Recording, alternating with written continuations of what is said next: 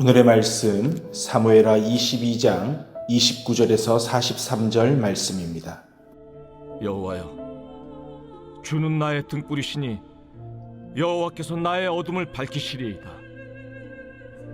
내가 주를 의뢰하고 적진으로 달리며 내 하나님을 의지하고 성벽을 뛰어넘나이다. 하나님의 도는 완전하고 여호와의 말씀은 진실하니 그는 자기에게 피하는 모든 자에게 방패시로다. 여호와 외에 누가 하나님이며 우리 하나님 외에 누가 반석이냐?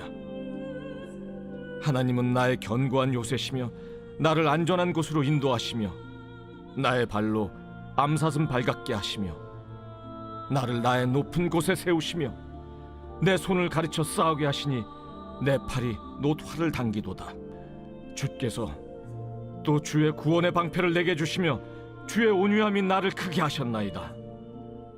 내 걸음을 넓게 하셨고 내 발이 미끄러지지 아니하게 하셨나이다. 내가 내 원수를 뒤쫓아 멸하여 싸우며 그들을 무찌르기 전에는 돌이키지 아니하였나이다.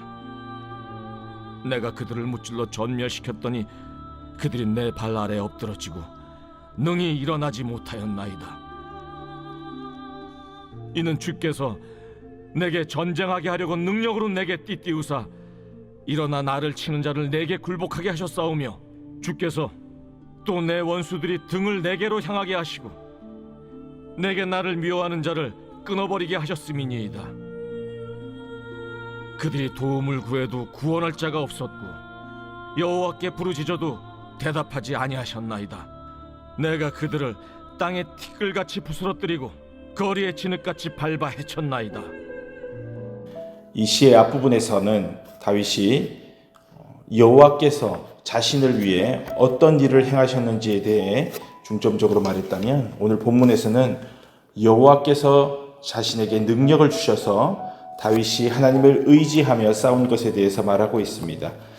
다윗은 먼저 여호와께서 자신의 등불이 되셔서 어둠을 밝혀주신다고 고백합니다.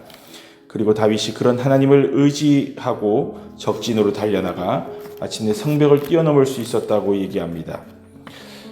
다윗은 행하시는 도가 완전하고 말씀이 진실하신 하나님을 의지했습니다. 이런 하나님께 피하는 자는 하나님이 방패가 되심을 경험할 수 있습니다. 계속해서 다윗은 하나님이 어떤 분이신지에 대해서 말합니다.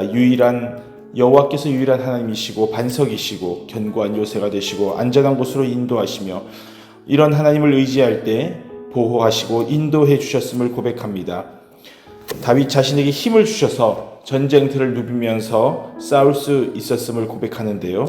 강하고 빠른 다리로 산등성이를 여기저기 뛰어다니는 암사슴처럼 다윗은 하나님이 주신 은혜로 힘을 얻었습니다. 하나님께서 그에게 직접 전투의 기술을 가르쳐 주셔서 놋활을 당기게 되었다고 얘기하는데요. 이게 놋으로 된 활을 당긴다는 것은 일종의 과장법으로 하나님께서 다윗 스스로는 할 수 없는, 전혀 할 수 없는 것까지 가능하게 하신다는 것을 강조한 표현입니다. 하나님은 구원의 방패를 주시고 담대한 마음을 주시며 걸음을 당당하게 넓게 걸어가게 하시고 미끄러져 실족하지 않게 하셨습니다. 다윗은 하나님이 주신 그 전쟁의 능력으로 원수를 전멸시킬 정도의 승리를 거두게 됩니다. 적들은 다윗 앞에 엎드리고 등을 보이며 도망치고 철저하게 파멸당합니다. 그들을 도울 자도 없었고 그들이 심지어 하나님께 부르짖었는데도 불구하고 하나님은 그들에게 응답하지 않으시며 철저히 다윗의 편이 되어주셨습니다. 이렇게 하나님께서는 다윗을 보호하시고 믿음의 용기와 능력을 주셔서 전쟁터에서 활약하며 이기게 하셨습니다. 사랑하는 성도 여러분, 하나님께서 우리를 위해 일하실 때 때로 우리는 아무것도 하지 않고 믿음의 눈을 들어 하나님이 하시는 일을 보고 있기만 해도 됩니다. 그런데 오늘 본문에서처럼 하나님께서는 나에게 힘을 주셔서 내가 할 수 있도록 해주시기도 합니다. 사실 우리의 삶의 대부분의 경우 우리가 아무것도 안 하고 하나님을 기다리는 것보다는 하나님께서 우리를 통해 일하시며 우리가 하나님을 의지하고 일을 해나가기를 원하시는 경우가 많습니다. 사람이 갓 태어나면 부모가 돌보는 것이 필요합니다. 하지만 조금씩 성장의 감에 따라 부모의 도움이 필요하기도 하지만 점차 자기 손으로 무엇인가를 하게 되고 마침내 부모에게서 배운 것을 잘 활용하여 스스로 할 수 있게 됩니다.